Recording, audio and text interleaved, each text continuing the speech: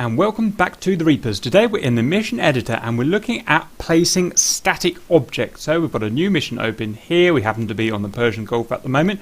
We're going to click on this chap here. This is our static objects. And we get the choice up here of our static object that we want to use. So we can name it here. Usually for static objects there's not much point of having a name, so I would just leave it as the default, but you can change that. Here is the country or the coalition. So that will tie up with your, however you set your coalitions at the very beginning when you're just starting to make your map, whether it's going to be a red coalition or a blue coalition category. And we've got all these categories that we better go through. So we'll start with cargoes, and cargoes are things that helicopters can pick up. We've done some cargo sling loading videos in the Huey and the KF-50 and the MI8, and it's just different types of cargoes like that. Regarding actually placing them, there's nothing really to it. You select what you want, left click down here, and that's it there. It's blue because it's the USA we've got set up as the blue coalition.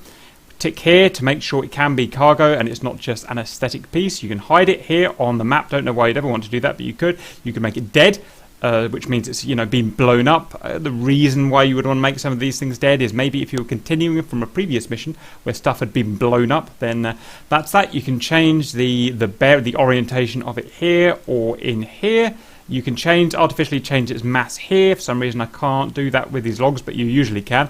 To make it artificially as heavy or as light as you want. Linked unit, I'm not sure what that means, and I don't know what offset fixation is, but that's that. Next is effects. The only ones I've ever used here is big smoke. I use it for marking things in missions to help people be able to find things, or if I'm trying to simulate a battlefield, I put smoke in which case I'll go big smoke and I'll go preset, and you've got all these different presets. You can hit different types of smoke with or without fires. Again, it'll need to have a coalition, the density of the smoke there, whether you want it hidden on the map. And these, again, I don't know what they do. I've never tried dust smoke, smoky line or smoky marker, but I guess they're fairly self-explanatory. So that's that. Next, we're going to go to ground vehicles. Now note that these are static objects, so these are just static representations of ground vehicles. They're not actual ground vehicles. You won't have to give them orders, and they won't be able to drive around and shoot things. So we might, trying to think of an example where you might want to have one of these. I don't know. I can't think of an example where if you wanted to have a whole massive row of tanks, but you didn't want them simulated, they didn't want them using up computer CPU time and resources, then you can add tanks like this. Again, all the same usual stuff. You're dead, hidden, and the orientation. And with these, you can change the color schemes as well. But just remember, they're not interactive. You can't get in them and drive them. You can't make them shoot or anything like that. Okay, so that's that. And you've got all of the different ground vehicles as far as I'm aware there. Next is helicopters, same thing, static object. You can't fly in it, you can't make it do anything. It's just a static object that will just sit on the ground and be an aesthetic piece. You can still blow them up, I believe, but their destruction physics, the damage model isn't like a proper helicopter. So I think you could gun it with as many gun bullets as you want, you couldn't kill it. I think you'd have to get a direct hit with a bomb or a high explosive because it's just not got a proper damage model if it's a static object. So bear that in mind. If you want to blow something up in a mission properly with guns and rockets and stuff like that, then put proper helicopters in, not static objects. Next, heliports. This is going to require a bit more explaining. Heliports you can put down, and it allows you to land helicopters and aeroplanes, actually, like the Harrier on them, to refuel and rearm and repair and stuff like that. But it takes a bit more setting up, so I'm going to just breeze over this, and we'll do a separate video about that. And you can have a FARP or a single helipad. With this, everything else I think you can put on pretty much any gradient of ground on the side of a mountain or near a river or whatnot. But with the FARPs, it's quite specific. It won't let you put them on a bad gradient. So if I try and move this over here, well, it is letting me today, but usually it won't. That's a bit weird. Okay, but it's letting me put it on any terrain. Maybe they've changed something, but that's still a general thing to stick by, I'd say. Next stuff, heliports is planes, exactly the same as helicopters. You can make them look pretty, you can put them on the ground, but they will not fly. You cannot fly them around or do anything with them. So that's that. Next is Chaffed Objects. We can only place them on the sea, so we can't even look at them at the moment. Let's see if I can do that again. There we go.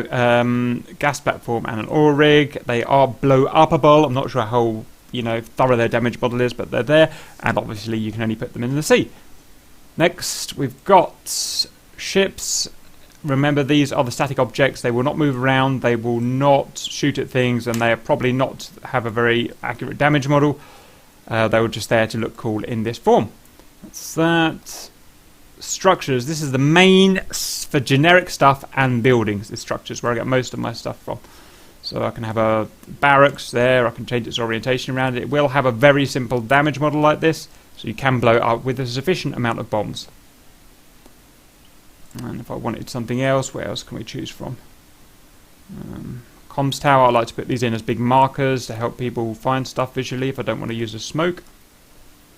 And a big hangar, or a tech combine, they always look pretty cool. Cool things to blow up, make very big bangs when they go. Otherwise, stuff is just the same as previous. And finally, we have warehouses. As far as I'm aware, these are just the same as in terms of how you react to them as structures. Correct me if I'm wrong. They have a different kind of sign down here. So maybe there is some difference. All you get is a depot, different kind of oil tanks type things, and a warehouse. These warehouses blow up beautifully, so I use them quite a lot. And that's it. Again, you can put this warehouse on any type or any gradient, but if you do that, it'll look really crap because it'll look like it's hovering on the gradient. So try and make an effort to put them on the ground. And that's it. There is a way to go and view them to see how they look in 3D in the world, but I don't actually know how to do that, so I'm just going to do it the way that I know how, which is to put them together there. You use your scale here. Oh, to tell your gradient, you've got the gradient lines you can see here. Also, you've got the altitude reported at the bottom wherever your mouse cursor is. You can drag it over an area and you can see roughly how the gradient changes, how the altitude changes, so you can test the gradient like that. So to go and have a look at it in 3D, I would usually save it, but I'm not going to in this case. I'm going to click on this chap here, fly mission. Do not want to save it. We're in now. I don't want to fly any aeroplanes, so back spectators. And there is our stuff all ready to be interacted with and blown up or whatever you want to do. I hope that helps and see you later.